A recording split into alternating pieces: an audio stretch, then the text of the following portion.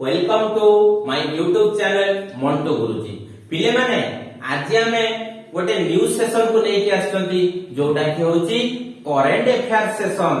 आज बेसी नुए मु तम पई चारिटा क्वेश्चन आनिची। से चारिटा मोस्ट इंपोर्टेंट क्वेश्चन बा 4 इंपोर्टेंट क्वेश्चन तम पई आनिची जोटा कि most important current affairs and all of you must know these questions because as a student you have to know these important current affair questions। ताले पिले माने देरी करिबानी स्टार्ट करिबा एवं सबु थरा परी आज भी कहूची तमे समस्ते खाली वीडियो देखनी खाता कलम बाहर करो एवं जहा कहूची ताकू 1 by 1 point two point note out करो। बुझी न पाले वीडियो को आउ थरे देखो। ताहले पिले माने एबे हम स्टार्ट करिबा। चलो स्टार्ट करिबा।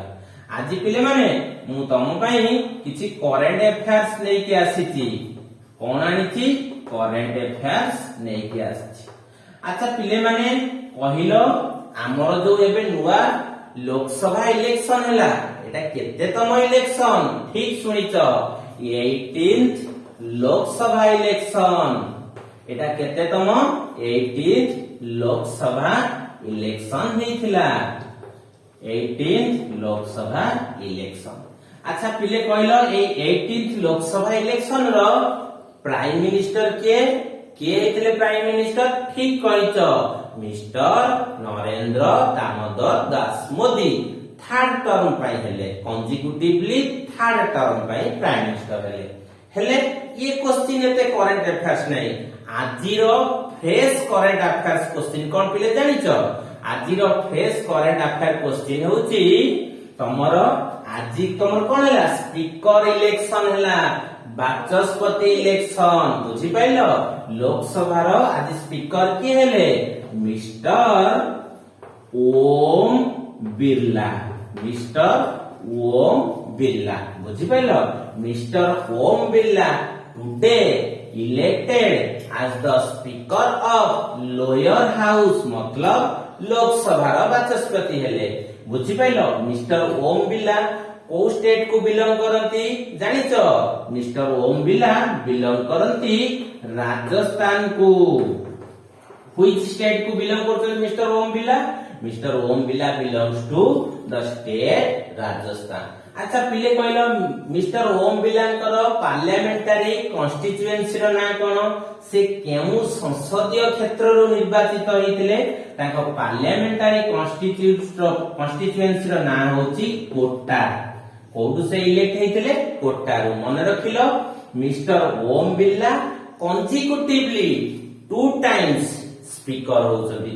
लगातार द्वितीय थर पाए आम लोकसभा बाचस्पति हबार सौभाग्य अर्जन कले किए ना मिस्टर ओम बिरला। से केउ स्टेट को बिलोंग करचंदी ना सार से राजस्थान को बिलोंग करचंदी। से केउ कॉन्स्टिट्यूएंसी को बिलोंग करचंदी? सार से कोटा कॉन्स्टिट्यूएंसी को बिलोंग करचंदी। बुझी पारलो? अच्छा पिले माने कहलो ए जो मिस्टर ओम बिरला केउ पार्टी को बिलोंग करचंदी? ठीक कहिच बीजेपी भारतीय जनता पार्टी को बिलोंग करचंदी। बुझी पाइलो? ताहले पिले एबे हमें नेक्स्ट क्वेश्चन को जीवा। ताले नेक्स्ट कोन थिला पिले माने? नेक्स्ट थिला ए 18th लोकसभा रो एलओपी किए? एलओपी पिले माने तमे कोन बुझी पारुचो? एलओपी रो फुल फॉर्म कोन ना लीडर ऑफ ऑपोजिशन।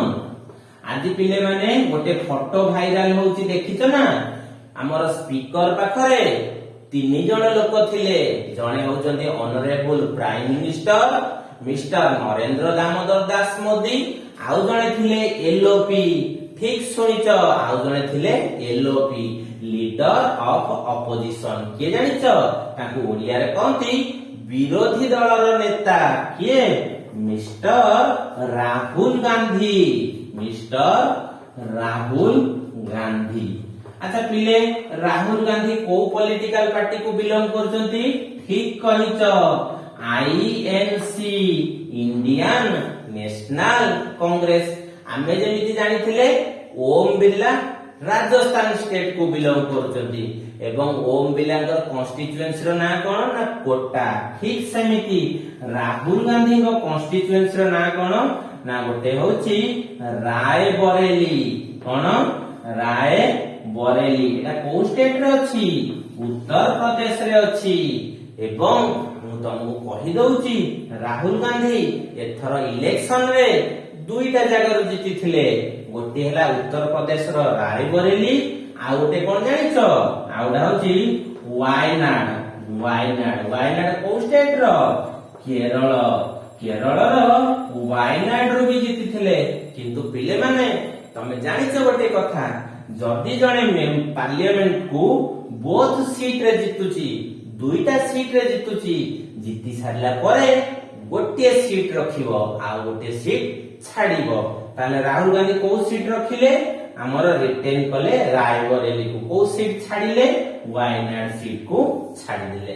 ଇଏ ଥିଲା ଲିଡର ଅଫ ଅପୋଜିସନ ବିଷୟରେ ଇନଫରମେସନ। ତାହେଲେ ଆମେ ନେକ୍ସଟ କୁ ଯିବା। ନେକ୍ସଟ ଯିବା ଏଟା ଗଲା ଆମର ଲୋକସଭା ବିଷୟରେ। ଏବେ ଆମେ ଯେହେତୁ ଓଡିଶାର ଲୋକ ଓଡିଶାର ଆସେମ୍ବଲି ବିଷୟରେ ବି ଡିସ୍କସନ କରିବା। ଓଡିଶାର ଆସେମ୍ବଲି ବିଷୟରେ ଡିସ୍କସନ କରିବା। ପିଲେମାନେ କହିଲ ଆମର ଚିଫ ମିନିଷ୍ଟର ନାଁ କଣ? ଚିଫ ମିନିଷ୍ଟର ନେମ ତମେ ଠିକ ଶୁଣିଛ। ଆମ ଚିଫ ମିନିଷ୍ଟର ନେମ ହଉଛି ମିଷ୍ଟର ମୋହନ ଚରଣ ମାଝୀ। ମିଷ୍ଟର ମୋହନ ଚରଣ ମାଝୀ। ଆଚ୍ଛା ପିଲେମାନେ ଜାଣିଛ ये କୋଉ ଡିଷ୍ଟ୍ରିକ୍ଟ କୁ ବିଲଙ୍ଗ କରୁଛନ୍ତି ନା ये କେଉଁଝର ଡିଷ୍ଟ୍ରିକ୍ଟ। ଓଡିଆରେ କହିଲେ କେନ୍ଦୁଝର ଡିଷ୍ଟ୍ରିକ୍ଟ କୁ ବିଲଙ୍ଗ କରୁଛନ୍ତି।